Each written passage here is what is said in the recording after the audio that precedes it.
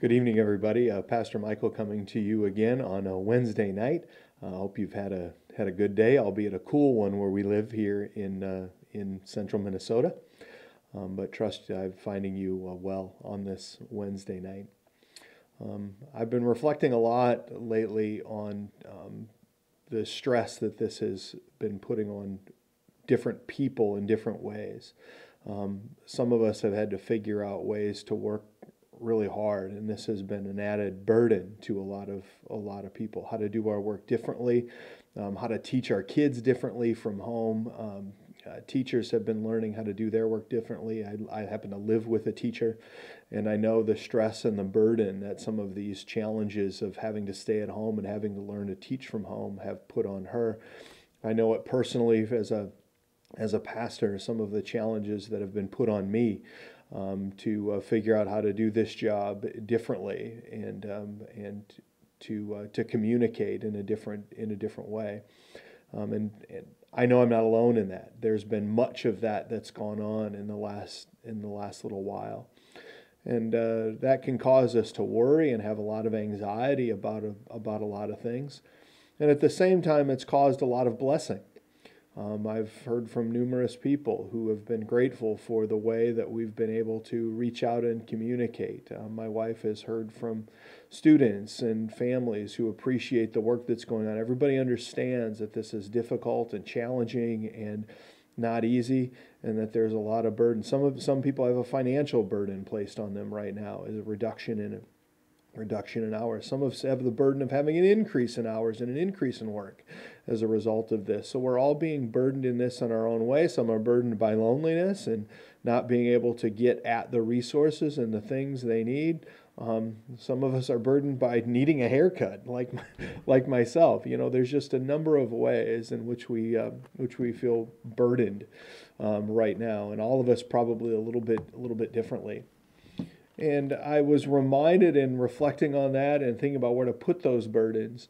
I remember the words of Jesus, where he is speaking to those who are trying to earn their salvation, to earn being right when good with God. And then he tells them this. He says, "Come to me, all you who are weary and burdened, and I will give you rest. Take my yoke upon you and learn from me, for I am gentle and humble in heart, and you will find rest for your souls. For my yoke is easy, and my burden is light."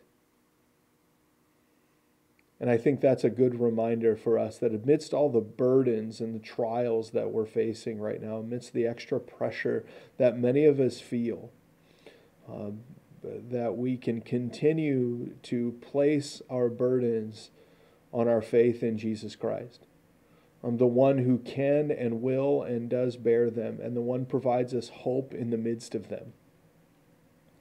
That we remember that he told us to come to him when we are weary and burdened and heavy laden, and he will give us rest.